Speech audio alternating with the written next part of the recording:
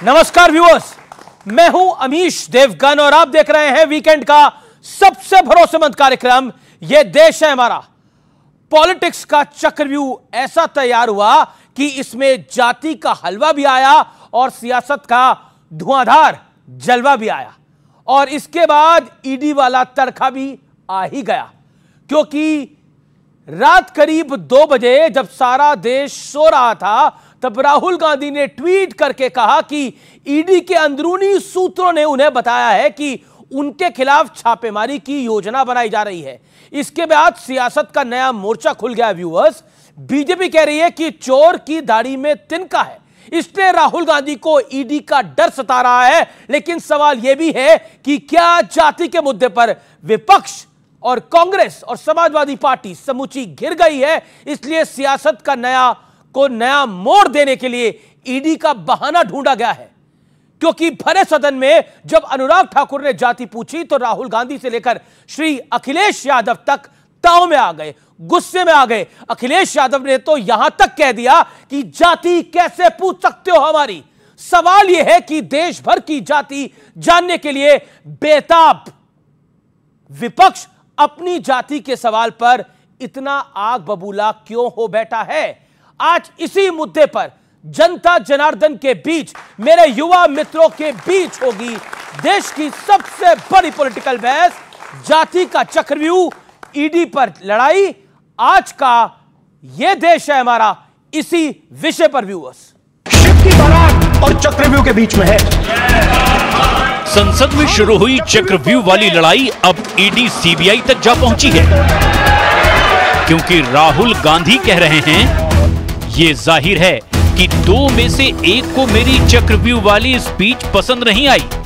मेरे ईडी सूत्रों के मुताबिक मुझ पर एक रेड की तैयारी हो रही है, मैं इंतजार कर रहा हूं। राहुल गांधी जी ने जो भी सरकार के खिलाफ आज जोर शोर से अपना आवाज बुलंद कर रहे हैं लोकतंत्र बचाने के लिए, उनके सबके खिलाफ एक साजिश रची जा रही है और ये साजिश यहाँ नहीं विदेश की भूमि पर रची जा रही है। हमले भी हो सकते हैं हमारे सबके ऊपर, राहुल जी के ऊपर। वो पापग्रस्त हैं, इसलिए रात को जाग जाकर जो मन में आता है वही ट्वीट कर देते। देश का दुर्भाग्य है जो राहुल गांधी संवैधानिक पद पर एलओपी हैं, सदन के अंदर तो झूठ बोलते ही हैं, सदन के बाहर भी भ्रम फैलाने का काम किए हैं। भाजपा के डीएनए में तानाशाही।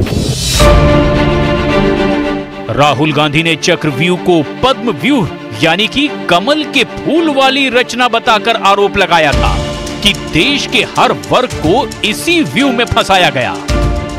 चक्रव्यूह का एक दूसरा नाम होता है पद्मव्यूह। हिंदू धर्म में चक्रव्यूह का ऑपोजिट क्या होता है जानते हो आप चेयर को एड्रेस। मैं बताता हूं सर, शिव की बारात होती है सर। तो ये लड़ाई शिव की बारात और चक्रव्यूह के बीच में है। जहां भी आपको मौका मिलता है आप चक्रव्यूह बना देते हो, हम चक्रव्यूह तोड़ने का काम करते हैं। सर, A1 A2 तो ऑलरेडी अलॉटेड है। सुप्रीम कोर्ट में नेशनल हेराल्ड केस में A1 सोनिया गांधी है एक्यूज नंबर 1 और A2 accused number 2 Rahul Gandhi है। इसी बीच जाति जनगणना के मुद्दे पर भी जोरदार वार पलटवार हो रहा है। जितना मेरा आप लोग इंसल्ट करना चाहते हैं आप खुशी से करिए, आप रोज करिए, मगर एक बात मत भूलिए, जाति जनगणना को हम यहां पास करके दिखाएंगे। ओबीसी की बात, जनगणना की बात बहुत की जाती है, जिसकी जात का पता नहीं वो गणना की बात करता है। सवाल है कि आरक्षण, जाति जनगणना और चक्रव्यूह से होते हुए ईडी सीबीआई तक पहुंची लड़ाई अब और कौन कौन से रंग दिखाएगी। तो आज की बहस के बड़े मुद्दे क्या है, आइए उनसे आपको परिचय करा देते हैं। आज की बहस के 3 बड़े मुद्दे हैं। जाति का मुद्दा बैकफुट पर आया तो राहुल ने ईडी का मुद्दा बनाया, यह बड़ी बात है। और क्या जाति जनगणना पर विपक्ष का दोहरा चरित्र है, यानी वो अपनी जाति बताना नहीं चाहते लेकिन समूचे देश की जाति को जानने की बात करते हैं। और तीसरी कि देश का हलवा किसने लूटा है, क्योंकि यह बार बार सवाल आ रहा है। इस हफ्ते के 3 बड़े शब्द रहे हैं, वो है हलवा, उसके बाद जाति और अब ईडी। मेरे युवा मित्र हैं, जोरदार तालियां उनके लिए। और मेरे साथ मेहमान हैं, उनका परिचय मैं करा देता हूं एक एक करके। सत्य प्रकाश मिश्रा, एनडीए का नेता है, जेडीयू के प्रवक्ता हैं, नीतीश विचार मंच के साथ जुड़े हुए हैं। जोरदार तालियों से अभिनंदन है। आशुतोष वर्मा प्रवक्ता है समाजवादी पार्टी के, उनका अभिनंदन है। गौरव भाटिया भारतीय जनता पार्टी के नेता है, प्रवक्ता है, सुप्रीम कोर्ट एडवोकेट है, उनका अभिनंदन है। कंचना यादव है प्रवक्ता आरजेडी की, जोरदार तालियों के साथ उनका अभिनंदन है। विवेक श्रीवास्तव है जाने माने नेता लेफ्ट के, जोरदार तालियों के साथ उनका अभिनंदन है। तो तालियों की गड़गड़ाहट बता रही है कि आज के सवाल और जवाब भी कैसे रहेंगे।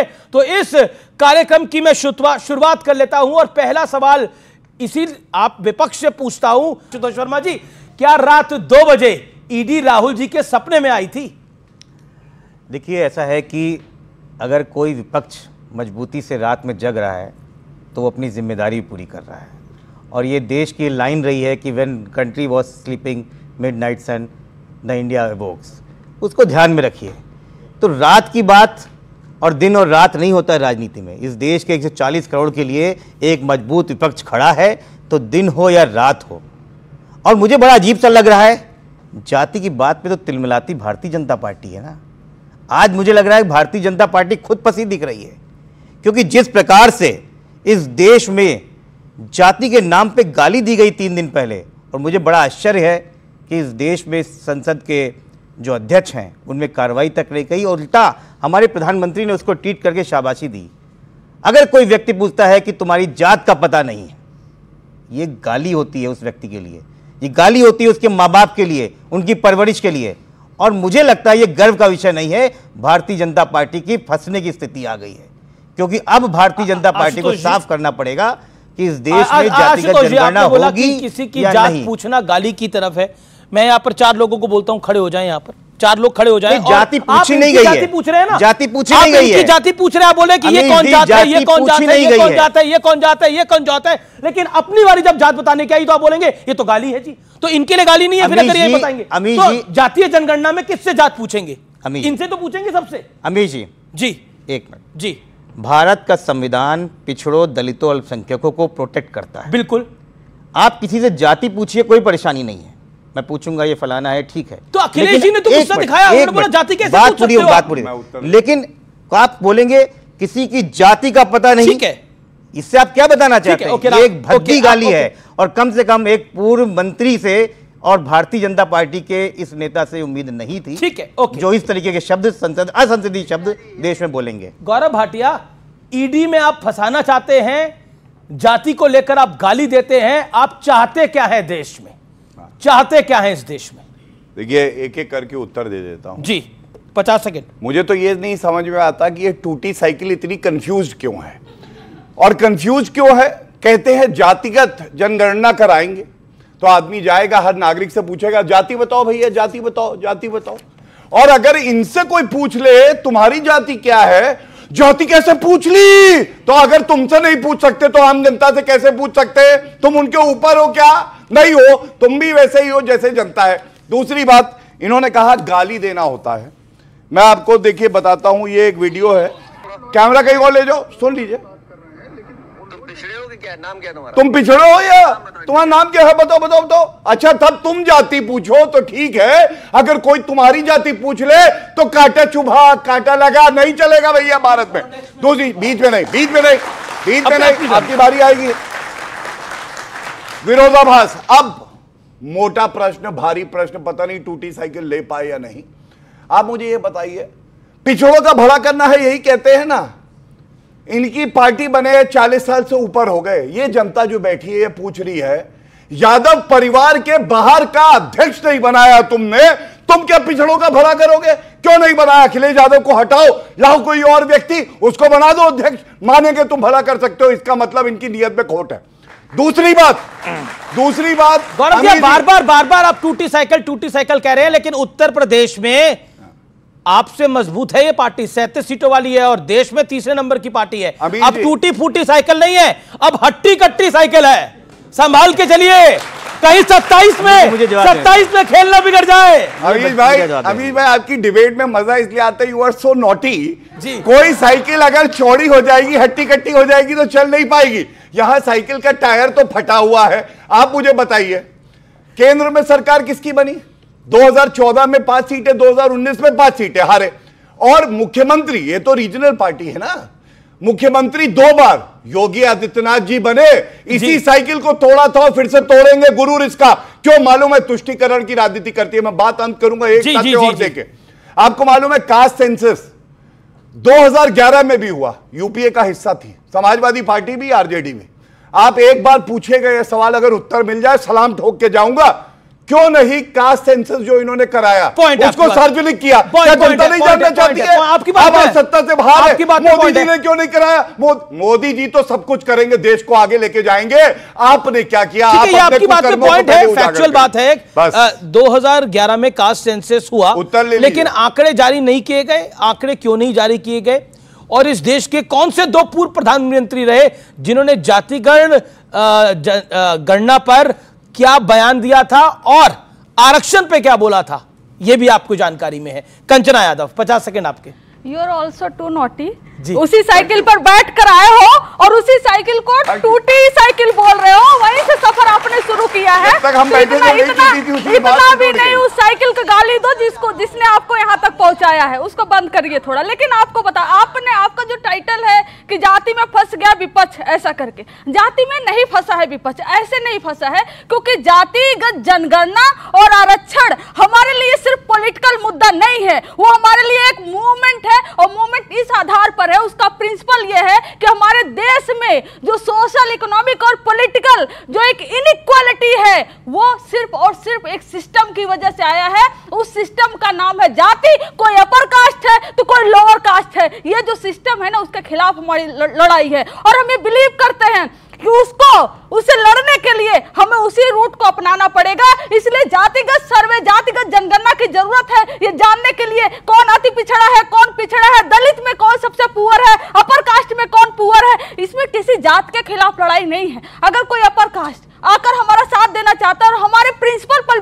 बिलीव करता है तो उसका स्वागत है। और बहुत सारे ऐसे लोग हैं जो मानते हैं कि जो जातिगत व्यवस्था की वजह से जो बीमारी समाज में आई है, उसका सलूशन इसी के माध्यम से हो सकता है। तो इसलिए हम फंसे नहीं हैं। आप लोग तो ऐसे कह रहे हैं कि जातिगत जनगणना होने के साथ ही इस देश के अंदर बहुत बड़ी बहार आ जाएगी, इस देश के अंदर की सारी समस्याएं दूर हो जाएंगी। मतलब जातिगत जनसंख्या होने के बाद इस देश के अंदर कोई दुख तकलीफ नहीं रहेंगे। कहीं बाढ़ आ रही है तो बाढ़ रुक जाएगी, कहीं सूखा पड़ रहा है तो सूखा रुक जाएगा, अगर कहीं बेरोजगारी बढ़ रही है तो बेरोजगारी समाप्त हो जाएगी। मतलब इसके पीछे मतलब काका कलेकर की रिपोर्ट है, इसके अलावा भी बहुत सारी चीजें हैं। क्या आपको लगता नहीं है कि मतलब एक तरह से पॉलिटिकल शिगुफा है? हो सकता है इससे आपको सत्ता मिल जाए, हो सकता है नहीं, ये पॉलिटिकल शिगुफा ज्यादा बड़ा है, ये पॉलिटिकल शिगुफा ज्यादा बड़ा है। जी जी, प्रकाश मिश्रा, ये अब ये मतलब अगर जाति पर आप फंसे हुए हैं, जाति के चक्रव्यूह में, तो ईडी की कार्रवाई राहुल जी पे कराइएगा। रात को 2 बजे उनको उठना पड़ रहा है और ट्वीट करना पड़ रहा है। जी देखिए, दोनों अलग मसला है। राहुल मसला जी, एक ही है नहीं, राहुल जी की रात की नींद बहुत खतरे में है। कहते हैं रात की नींद हराम हो गई, पता नहीं क्या चोरी किया, क्या सपने में आ रहे हैं उनके, क्यों डरे हुए हैं, भयभीत ना हो। एक बात मेरा मानना है कि राहुल जी जातिगत जनगणना को लेकर बिल्कुल सीरियस नहीं है। उनकी इस देश में कांग्रेस पार्टी की कर्नाटक में सरकार है, जातिगत जनगणना हो चुकी है, उसका डेटा क्यों नहीं सार्वजनिक करते?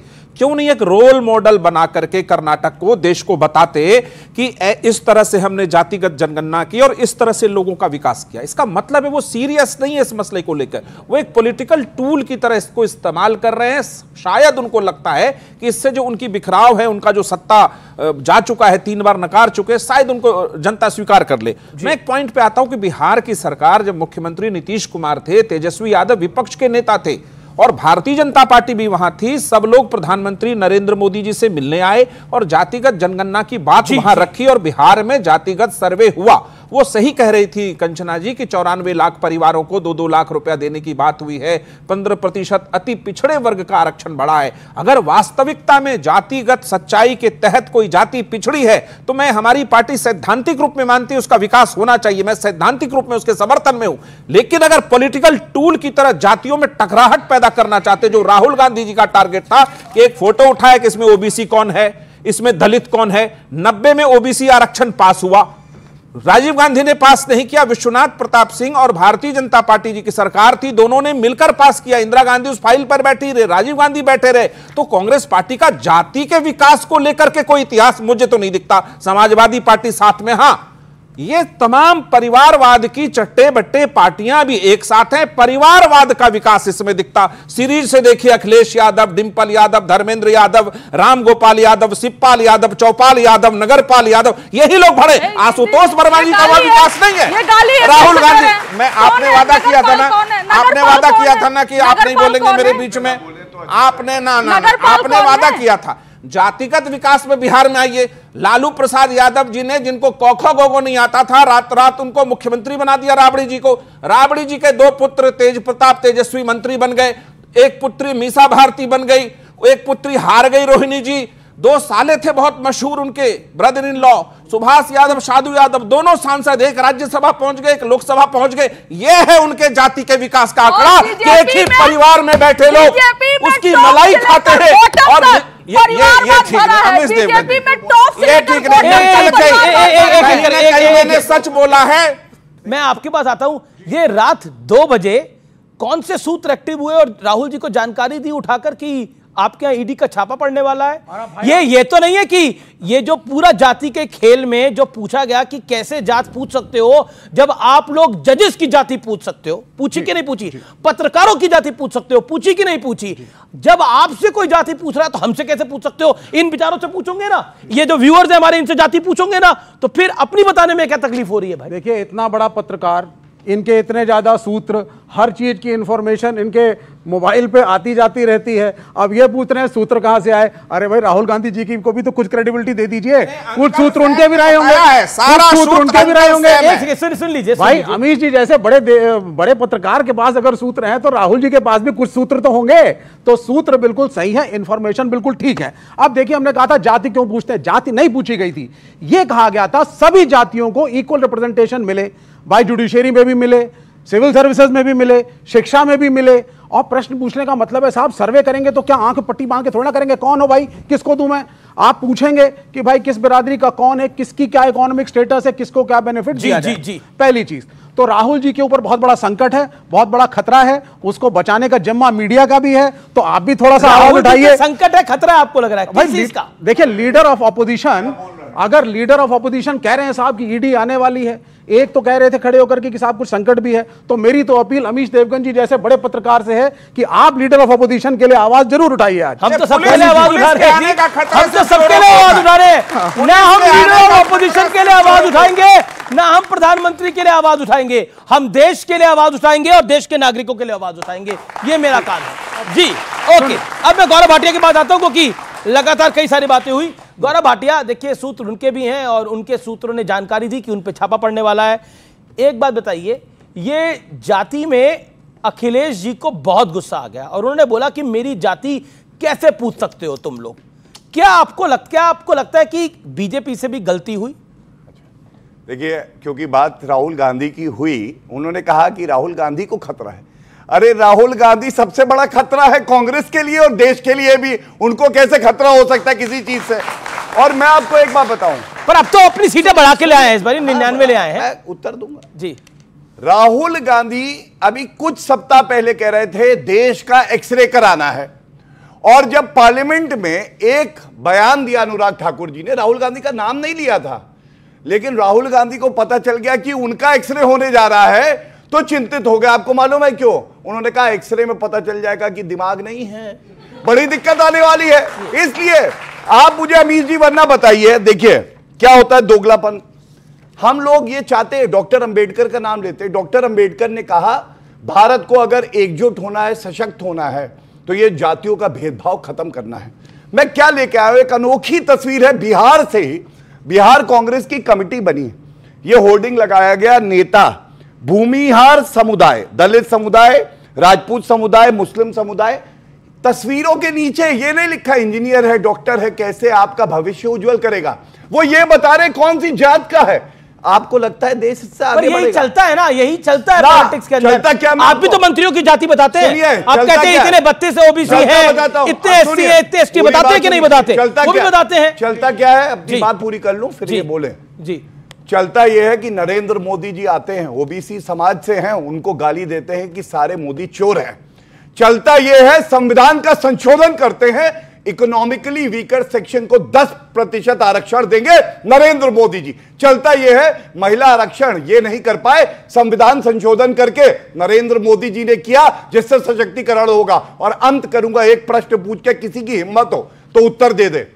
बात कर रहे हैं ना सशक्तिकरण की पिछड़े समाज की, एएमयू में यहां पे बोल के जाए कि आरक्षण होगा SC ST OBC का 50%, अगर बोल दे तो मैं मान लूंगा कि हाँ ये जातियों का वो सब जुड़े हैं।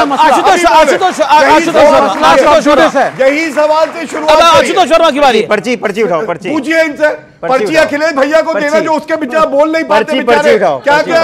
अरे पर्ची मीडिया से पूछ रहे कौन जात। अब उनकी बारी, अब आप बोलिए, फिर मैं ऑडियंस अपने सवाल आप तैयार रखिए। ये AMU और JMU के माइनॉरिटी स्टेटस तक खींचने की लड़ाई लड़ रहे हैं, क्योंकि वहां पे आरक्षण खत्म हो जाए। ओके, ये असलियत है। अब बोलिए सत्यप्रकाश। इन्फॉर्मेशन इनकरेक्ट है। आपको पता नहीं पिटिशनर कौन है? जामिया मिलिया इस्लामिया के माइनॉरिटी इंस्टीट्यूशन के खिलाफ प्रशांत भूषण लड़ रहे हैं। जब वो माइनॉरिटी इंस्टीट्यूशन कपिल सिब्बल ने घोषित किया, उसके 1 महीने अंदर उन्होंने पिटीशन फाइल किया कि सरकारी अनुदान से चलने वाला केंद्रीय विश्वविद्यालय एक अल्पसंख्यक विश्वविद्यालय नहीं हो सकता। इस पे बहस की जा सकती है। सवाल है कि 370 भी जिस राज्य में था, वहां भी तो ओबीसी SC ST रिजर्वेशन नहीं था, उस पर तो सवाल आपने नहीं उठाया। मैं बार बार कह रहा हूं कि कांग्रेस पार्टी या इनके चट्टे बट्टे की तमाम पार्टियों के इस देश के आरक्षण और जाति के विकास से कोई लेना देना नहीं है। विवेक जी 30 सेकंड। देखिए, सबसे पहली बात है, केंद्र में सरकार है, सरकार आपकी है, एनडीए में आप हैं, लड़ते आप विपक्ष से हैं, सब जाति के चक्रव्यूह में हम हार गए। आप बिना लड़ाई के, झगड़े के, आर्गुमेंट के एक ब्लूप्रिंट बना करके सरकार को, जनता को, पार्लियामेंट को क्यों नहीं देते कि हम जातिगत जनगणना कराएंगे या नहीं कराएंगे? कराएंगे तो कब तक कराएंगे? क्या मेथोडोलॉजी होगी? बात खत्म। आप आर्गुमेंट करते हैं, आप राहुल गांधी को इंस्टिगेट करेंगे, आप गिरिराज सिंह कहते हैं कि राहुल गांधी, ब्लूप्रिंट का है। गिरिराज सिंह ने बोला कि राहुल गांधी LOP बनने के लायक नहीं है। नहीं, उनके बोलने से कुछ नहीं होता। उनके बोलने से कुछ नहीं होता। हाँ। क्यों बोला गया वो LOP बनने के लायक नहीं है? उनको पता चल जाएगा। एग्रीकल्चर आपके मंत्री हैं गिरिराज सिंह, आपकी सरकार में। शिवराज सिंह चौहान आपकी सरकार में मंत्री हैं, उन्होंने शकुनी और बहुत कुछ बोला है राज्यसभा में। राष्ट्रीय अध्यक्ष इनकी पार्टी के स्वर्गीय मुलायम सिंह यादव जी थे, मुख्यमंत्री बेटा अखिलेश यादव था, और स्टेट प्रेसिडेंट प्रदेश के अध्यक्ष शिवपाल यादव जी थे। चचा रामगोपाल यादव जो है वो लीडर थे राज्यसभा में और चीफ स्पोक्स पर्सन थे, और उनके साथ अक्षय यादव, तेज प्रताप यादव और तमाम और लोग जो थे, वो इनके आदित्य यादव अभी सांसद बने हैं, एक परिवार का भला कर रहे थे। मैं फिर कहूंगा, नरेंद्र मोदी जी वो हैं जिन्होंने देश के हर नागरिक को अपना परिवार समझा है, और ये वो है जिन्होंने अपने परिवार को देश समझ लिया है। जनता किसको चुनेगी? ईडी का सपना रात को 2 बजे कैसे आ गया? रोकने के लिए साजिश रही जा रही है। कैसे आया? देखिए, चोरों को पुलिस का बहुत डर रहता है कि रात 2 बजे आ जाएगी। ये कहीं ना कहीं उनके मन में कोई खोट है, इतना ही है और कुछ है नहीं। लेकिन राहुल कहाँ बीच में क्यों बोलने लगते हैं?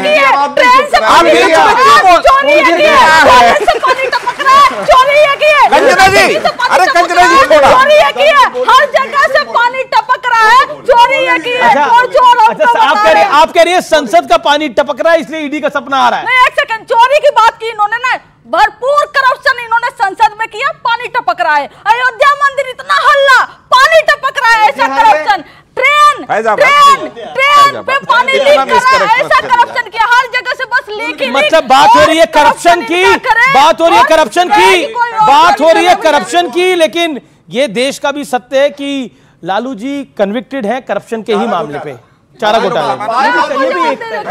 परिवार में लालू जी के परिवार में बहुत सारे लोग। एक सेकंड, ये रात को 2 बजे की कहानी क्या है? देखिए, मैंने पहले भी कहा कि चोर को रात, एक सेकंड, चोर को रात का खतरा कहीं ना कहीं है। मुझे ये आश्चर्य लग रहा है कि राहुल जी कहां, किस ईडी और कौन से मनी लॉन्ड्रिंग में खुद शामिल है कि ये सब सपने ईडी के उनको आ रहे हैं। इतना नॉन सीरियस कमेंट अगर वो सच में इसमें शामिल नहीं है तो नहीं करना चाहिए था। पॉइंट 1। क्या आपको लगता है राहुल जी का केजरीवाल अवतार है? केजरीवाल जी भी ऐसे कहते थे ईडी आ जाएगी, ईडी आ जाएगी, ईडी आ जाएगी। आजकल दोनों साथ हैं तो हो सकता है फोटोकॉपी में कुछ ट्रांसफर इनके पास जानकारी होगी। राहुल जी के साथी अखिलेश जी बैठते तो क्या बताया? देखिए, उनको तो बताया होगा। देखिए, जहां तक मुझे पता है, कल राहुल जी वायनाड में थे और कोई फर्क नहीं पड़ता है। ईडी सीबीआई सदस्यता रद्द करने के बाद भी भारतीय जनता पार्टी हार गई, अयोध्या हार गई, फैजाबाद। मैं तो यही सोच रहा हूँ। मतलब सरकार बीजेपी की है देश में।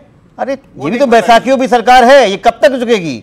ये बैसाखियों की सरकार अब रखने वाली नहीं है। ठीक है, ये प्री पोल अलायंस चुनाव पूर्व हुए गठबंधन को भारत के मतदाताओं ने 293 सीट दी, अब पूर्ण बहुमत की सरकार है। आप ना बताइए प्री पोल और पोस्ट पोल क्या, अगर जेडीयू प्री पोल और पोस्ट पोल बोलेगी हमने राष्ट्रीय कार्यकारिणी में इसको पास ठीक है। कर दिया। ऑडियंस के सवाल हाथ खड़े हैं, आपका सवाल क्या है? खड़े होकर पूछिए। मेरा पॉइंट है कि घर पे दादाजी बोलते हैं ना कि जब दिन में चोरी करोगे ना या कभी चोरी करोगे तो रात में नींद नहीं आएगी।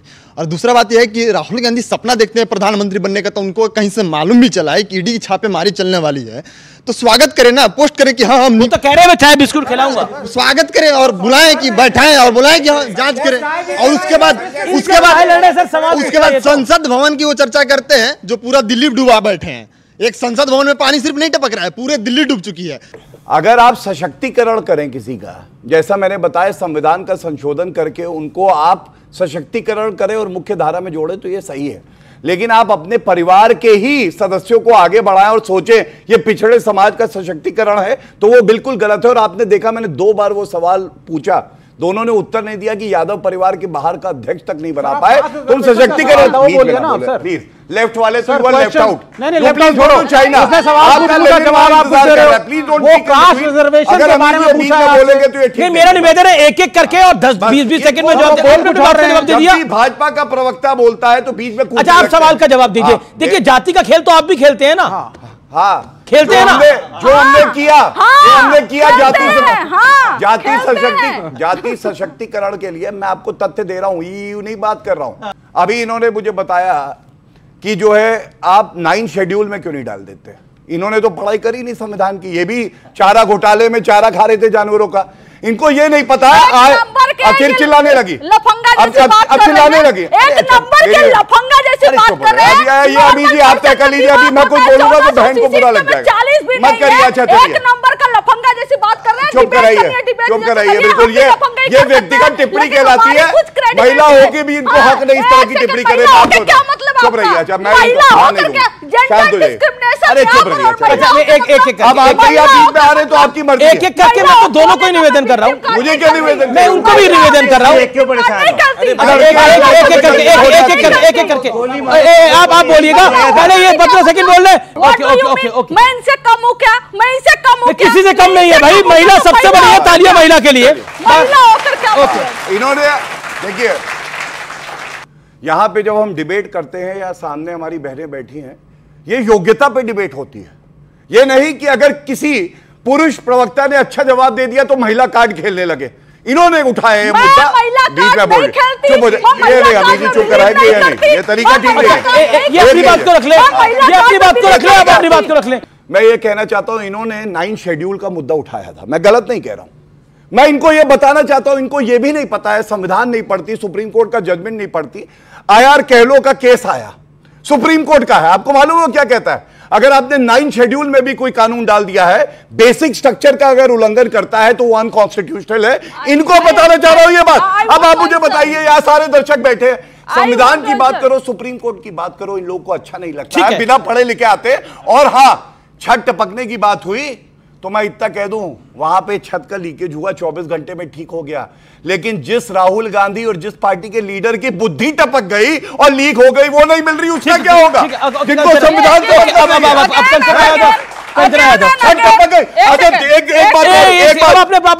बात हो रही है, 3 हमारे भाई बहन उनकी जान चली गई, उसको उसमें आपको पता है, उसका सब पे टिप्पणी नहीं आई। वो अखिलेश यादव की है, उस पे सबका, उस विषय पर सबका दुख है। और मुझे लगता है टिप्पणी करिए, ये सवाल पूछिए, पूछा ही नहीं गया वो सवाल। बार ये कह रहे हैं हमको ज्ञान नहीं 9 शेड्यूल का, बेसिक प्रिंसिपल, बेसिक स्ट्रक्चर हम भी जानते हैं। तमिलनाडु में कैसे मोर देन 50% आरक्षण, कोई तो स्टेट मॉडल है ना, आप उस मॉडल के आधार पर तो क्या करा जा सकता है? आपने 9 शेड्यूल में क्यों नहीं डाला? आपकी मंशा, आपकी नीति खराब रही है, नहीं डालनी चाहिए।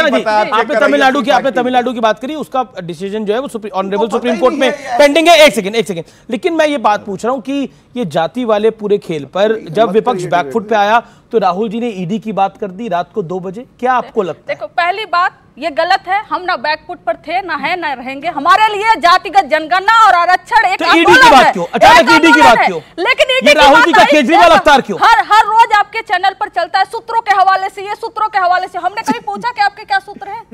आपने तो हमें नहीं, बिल्कुल अच्छा सवाल पूछा, और ये प्रोटेक्शन मुझे संविधान देता है, लेकिन नेता को वो प्रोटेक्शन संविधान नहीं देता है।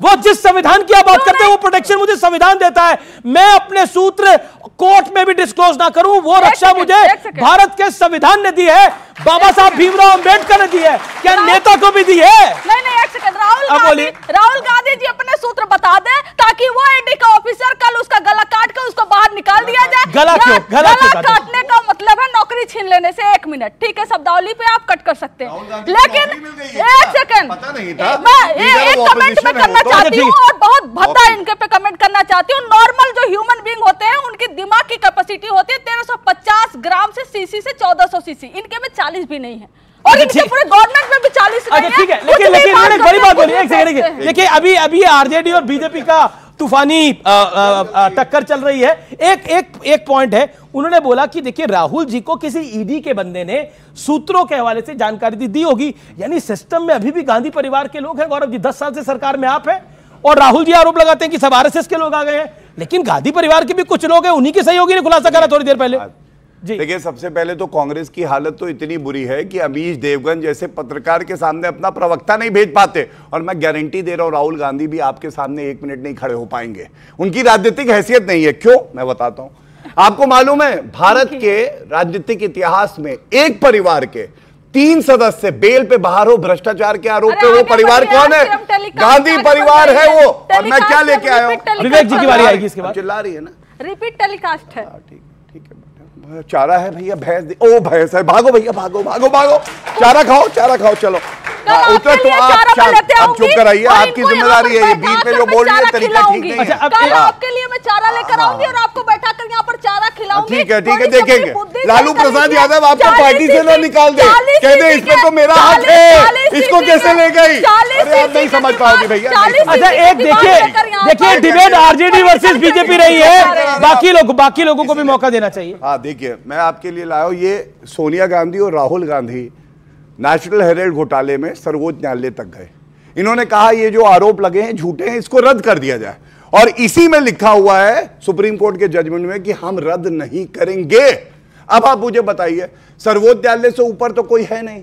ये भ्रष्टाचारी वो हैं, अपने स्वर्गीय पिताजी की पेंटिंग बेच दी 2 करोड़ रुपए में प्रियंका वाड्रा गांधी ने। ये तो देश को बेचते हैं, और मोदी जी ने कसम खाई है ऐसे भ्रष्टाचारियों की एक ही जगह है, जेल की सलाखों के पीछे।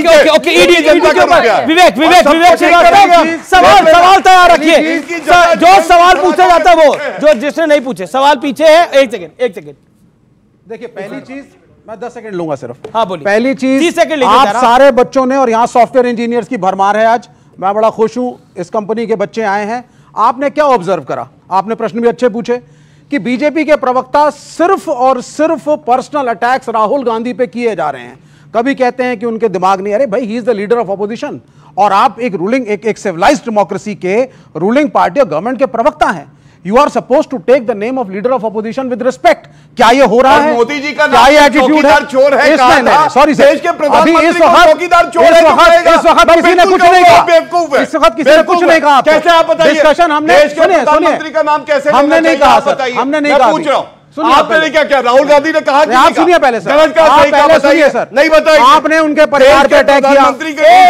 गौरव बीच में नहीं, विवेक जी बीच में नहीं बोले, तो ये सवाल पूछिए। ओके, उनको जवाब तो देने दीजिए पूरा। विवेक जी बोलेंगे, विवेक जी की टर्न है, प्लीज। पूछेंगे मेरे विवेक जी पॉइंट तो रखेंगे ना अपना। गौरव भाटिया, ये कैसे ऐसे डिबेट नहीं देखिए, अच्छा ठीक है, शांत रहे विवेक जी, आपकी मेरे भाई गौरव भाटिया। हम रोज डिबेट में आते हैं, डिस्कशन करते हैं, और एक दूसरे का सम्मान करना आवश्यक है।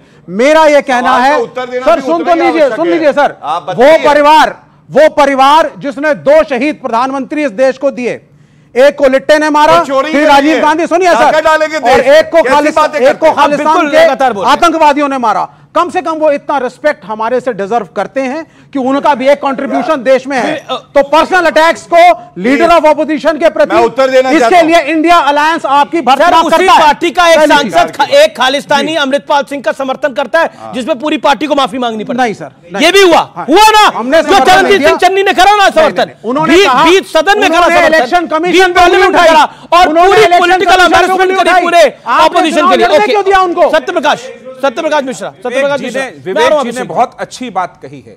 लोकतंत्र में शालीनता और शब्दों की, बहुत सुंदर शब्दों का इस्तेमाल होना चाहिए, लेकिन जब वो लोग कांग्रेस पार्टी सत्ता में थे, किसी प्रधानमंत्री को क्या क्या नहीं कहा, मौत का सौदागर, हत्यारा, नीच व्यक्ति, ऐसे ऐसे गंदी शब्दों का इस्तेमाल किया है प्रधानमंत्री मोदी के बारे में कि नरेंद्र मोदी तो डर के भाग गया, तुम तड़ाक चुनाव में चौकीदार चोर है। आप उम्मीद करते हैं कि आपको फूल का माला पहनाए हम?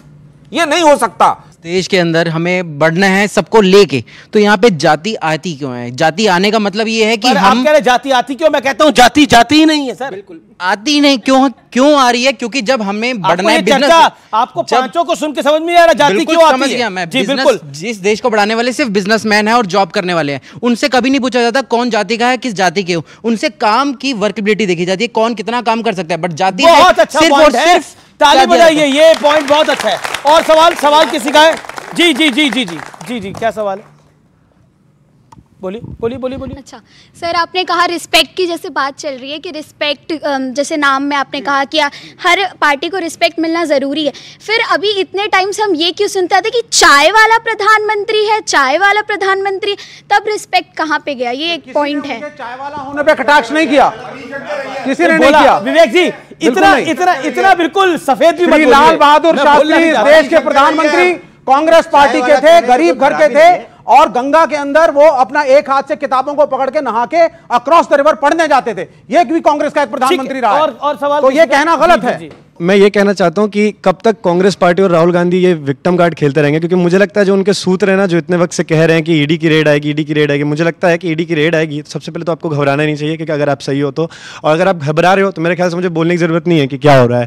जी ओके, बिल्कुल क्रांतिकारी तरीके से आशुतोष वर्मा का। अब आशुतोष वर्मा को भी, वो भी इंडिया अलायंस के हैं, सरकार के देश की नंबर 3 पार्टी हो गई है, उनको मौका तो दीजिए थोड़ा 30 सेकंड। ओके वर्मा जी, मतलब अगर मतलब ईडी की रेड पड़ भी रही है, अभी तक तो ऐसा कुछ नहीं है, लेकिन अगर पड़ भी रही है तो अगर कुछ गलत नहीं किया तो पब्लिक की तरफ से सवाल आ रहा है, तो डर क्यों हो रहा है? देखिए, भारतीय जनता पार्टी की जो मोडस ऑपरेंडी है वो यही है। आपको ही पता है कि पिछले 10 सालों में भारतीय जनता पार्टी में कितने भारतीय जनता पार्टी के लोग ईडी और सीबीआई के सामने गए? शायद कोई भी नहीं गया होगा।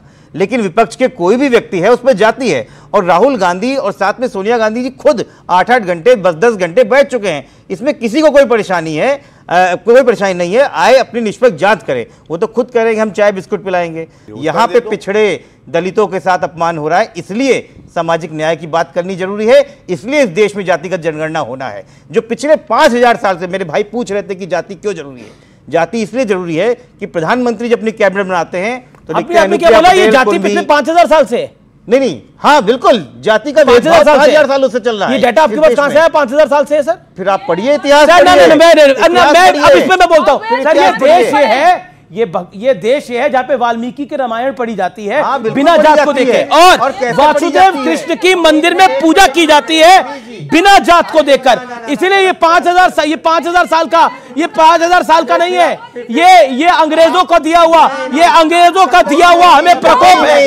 इसे 5000 साल के साथ में जोड़िए। इसलिए मेरा, अरे ये तो देश वो है जहां केवट की नाव में राम बैठे, जहां शबरी के बेर राम ने खाए, वानरों की सेना बनाई, और एक ब्राह्मण, एक अखंड अज्ञानी ब्राह्मण रावण का वध किया। यह देश तो वो है। इसलिए 5000 साल का इतिहास जातिगत नहीं है, यह सिर्फ अंग्रेजों का दिया हुआ हमें इतिहास है, जिसको हम ढो रहे हैं और जिससे हम समाज में बंटवारा कर रहे हैं लगातार।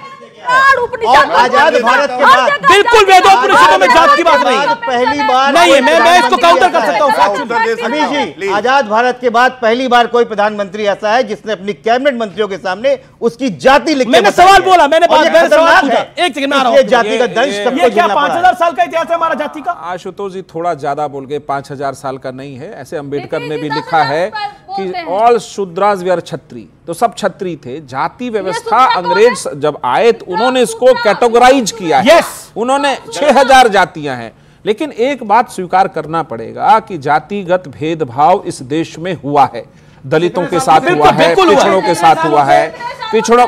अरे रुको यार, 47 में तो बता रहा हूं ना कब से हुआ है। एक्चुअली नेहरू जी के सामने भी प्रस्ताव आया था कि जातियों का विकास करे। अब 47 में नेहरू कांग्रेस किए नहीं, राजीव गांधी उनको बोले कि इडियट को आगे नहीं बढ़ाऊंगा। तो उस समय जो आरक्षण का विरोधी था आज आकर के डमरू बजा रहा है। तो जाति के साथ तो अन्याय कांग्रेस पार्टी ने किया है। ये नहीं, देश में जातियां हैं। आरजेडी प्रवक्ता जी से मैं उम्मीद करूंगा जब मैं ये वक्तव्य दे लूंगा तो उत्तर जरूर देंगी। इन्होंने अपनी बातों में कहा बिहार में जात के खिलाफ लड़ाई है। 1990 का लालू प्रसाद यादव का एक बयान है, भूरा बाल साफ करो, भ से भू से भूमिहार, राजपूत, ब्राह्मण और लाला साफ कर दो। मतलब साफ कैसे, मार के करना है कि हटाना है क्या? अब एक बात बताइए, जो साफ करने की बात कर रहा है उस पर कोई टिप्पणी करेंगी? लालू प्रसाद यादव से बड़ी तो नेता नहीं है। ठीक है, जनता को हक है जानने का उत्तर देने। क्या लालू जी ने ये बोला था भूरा बाल साफ करो? गोपालगंज टू रायसीना लालू जी की जो आत्मकथा है उन्होंने साफ लिखा है कि मैंने ये कभी नहीं बोला था, ये क्रिएट किया गया हुआ था कुछ लोगों के द्वारा टेंशन क्रिएट करने में जातियों के बीच में, और उसी को प्रोपेगेट कर रही है। लालू जी ने कभी नहीं बोला था भूरा बाल। और लालू जी ने इसका पॉलिटिकल माइलेज तो लिया, बिल्कुल लिया भूरा बाल साफ करो का। लालू जी ने बोला ही नहीं था। उनको बदनाम करने के लिए, जातियों के बीच टेंशन बढ़ने के लिए, उनकी पॉलिटिकल करियर को खत्म करने के लिए क्रिएट किया गया था इनके जैसे मानसिकता वालों के द्वारा। एक बात जो मेरी छोटी बहन ने यहाँ कही, इन्होंने कहा शब्दों की मर्यादा बनी रहनी चाहिए, बिल्कुल बनी रहनी चाहिए।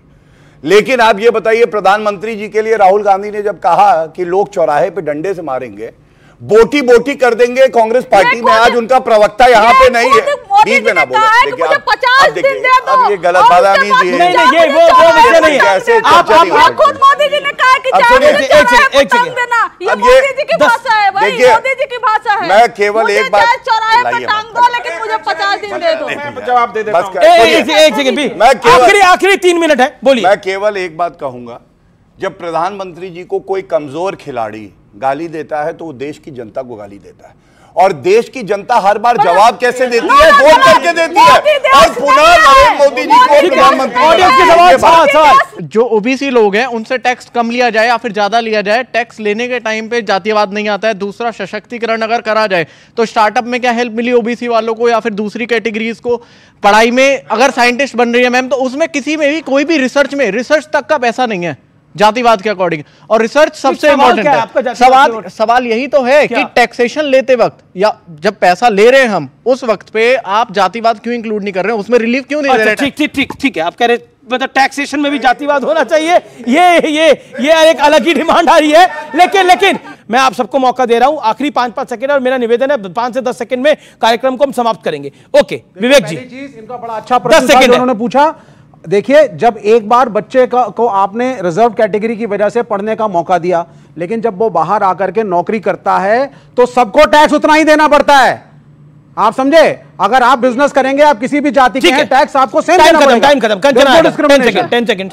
छोटे भाई ने बोला जो जीएसटी सिस्टम है ना, उसमें आप 100 रुपए कमाते हो या 1 करोड़ कमाते हो, 10 करोड़ कमाते हो, उसमें सबको जीएसटी टैक्स देना पड़ता है। वो चाहे किसी भी कास्ट से हो, किसी भी हो, इक्वली टैक्स, इवन जीएसटी से ज्यादा इनकम टैक्स है 19%। गौरव भाटिया सिर्फ 17% ले रहे हैं। ओके टाइम, कंचना जी टाइम ओवर हो गया। गौरव भाटिया, उन्होंने ये नहीं बताया कि सत्ता में 55 साल रही कांग्रेस पार्टी, किया क्या? मैं आपके प्रश्न का उत्तर देते हुए बताता हूं। प्रधानमंत्री किसान सम्मान निधि में SC ST OBC का 71% लाभार्थी हैं, आवास योजना में 46%, छात्रवृत्ति में स्टूडेंट्स के लिए 58% और मुद्रा योजना में जिसमें रोजगार के अवसर हैं 51%। ये मैं आंकड़ा लेके आया हूं। ये फर्क है भाजपा में और कांग्रेस में। देश का हलवा किसने लूटा? अनुराग ठाकुर ने बोला लोकसभा के अंदर कि सारे घोटालों का हलवा तो कांग्रेस ने लूटा और उनके अलायंस ने लूटा। नहीं तो भारतीय जनता पार्टी 10 साल से क्या बढ़ रही थी? हलवे के नीचे आग लगा रही थी क्या? मुझे लगता है सरकार उनकी ये सवाल नेहरू जी से पूछेंगे, ये खत्म होना चाहिए। और अमित जी, मेरा 10 सेकंड का वर्ड है।